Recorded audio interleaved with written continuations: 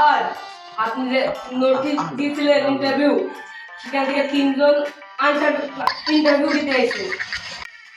তিনজনে এসে? ও, তাহলে যাও, যে একাতে পাঠাও। ওকে স্যার, আমি দেখে যাও যাও। আপনাদের মধ্যে যে ফার্স্ট এসেছে আসেন আমার সাথে।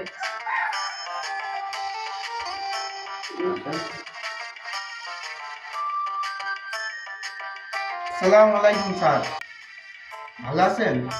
ওয়ালাইকুম আসসালাম, আলহামদুলিল্লাহ ভালো আছি। তাহলে তোমার কাগজপাতিগুলো দাও।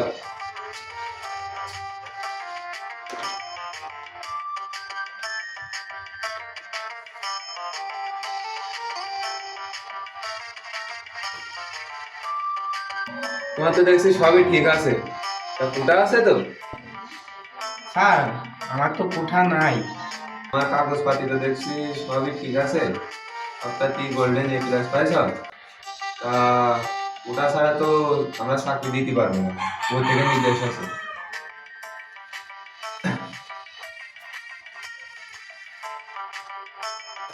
তাহলে তুমি এখন আসতে পারো। স্যার, আমার চাকরিটা তো খুব দরকার ছিল। তা স্যার, চাকরিটা হবে না, খুব জরুরি দরকার ছিল আমার। আমাদের হাতে কিছু করার নেই, সব উপরে। তাহলে স্যার থাকেন স্যার। আসসালামু আলাইকুম স্যার, ভালো থাকেন। তাহলে যাও, যে দ্বিতীয় জনের পাঠাও, যাও। নেক্সট আসো।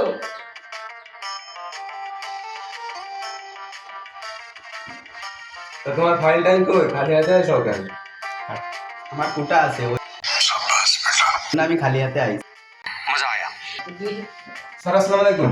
ওয়ালাইকুম আসসালাম।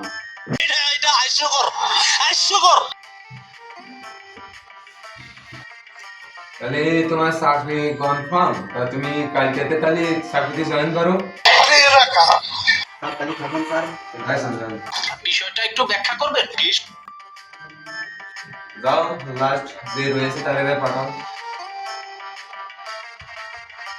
নেক্সট আসো। স্যার আসসালামু আলাইকুম স্যার। ওয়ালাইকুম আসসালাম।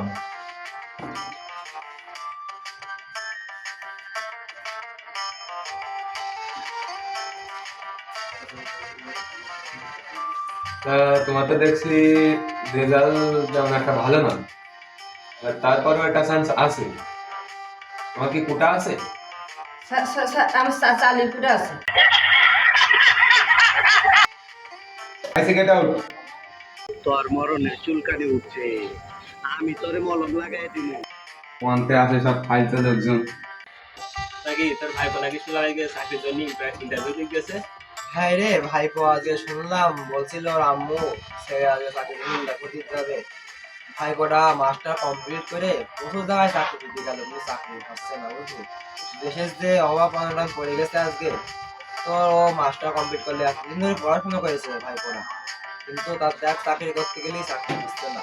চাকরি হবে কিভাবে? বাংলাদেশে এখন চাকরি করতে গেলে লাগবে কোঠা, আমাদের তো কারো কোঠা ওই নেই। তো, ওই কোঠা তো আমাদেরও কারণ নেই, ওই কোঠা নেই বলে আজকে আমার ভাইপোরা ওই দশা। তার আব্বু অসুস্থ একজন মানুষ, কাজ বাজ করতে পারে না, খুব কষ্ট করে ছেলেরা লেখাপড়া করাইলো এই সময়টাই। কিন্তু এখন তার ছেলে লেখাপড়া করে কি করলো, একটা কোঠার জন্য তার চাকরি হচ্ছে না, এখন খুব অভাব যাচ্ছে ওদের। চাকরিটা হয়তো আজকে গেছে, দোয়া করা যাতে চাকরিটা হয়ে যায়। দোয়া করি, ওর বাপও তো দেখা যাচ্ছে একেবারে হ্যাঁ, ওর জ্ঞান বাপটাও হারানোর একদম অবস্থা। সব খারাপ অবস্থা রে। তো চাকরিটা হয়ে গেলে তো ভালো হয়ে দোয়া করা হয়েছে।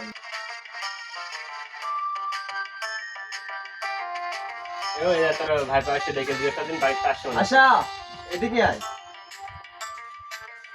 জি চাচা, বলেন। বয় এখানে বয়, একটু বয়। তা তোর আম্মু বলছিল আজকে চাকরির জন্য যাবি, তা তুই দিলি চাকরির জন্য? চাচা, গেলাম তো। তা কি চাকরিটা হয়েছে? তা সে হইলো না, অনেক চেষ্টা করলাম, তা হইলো না। এখন দেশের যে পরিস্থিতি, এখন কোটা ছাড়া কারোর চাকরি হচ্ছে না। যে ভয় করছিলাম, দেখ সেই ঘরে আজকে হয়ে গেল। বললাম না যে কোটা ছাড়া এখন চাকরি দেবে না, এখনই এরকম একটা এতকাল ধরে পরিস্থিতি। তুই পড়াশোনা করলি, দেখ তো পড়াশোনা করে কোনো লাভ হচ্ছে না। পড়াশোনা করে এখন আর কোনো লাভই হচ্ছে না।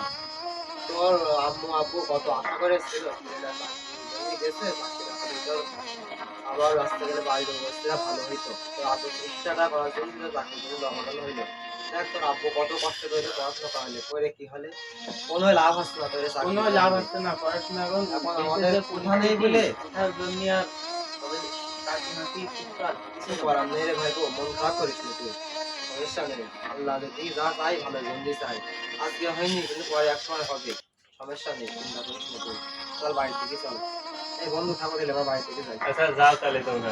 ভাই ভাই মন খারাপ করিস না।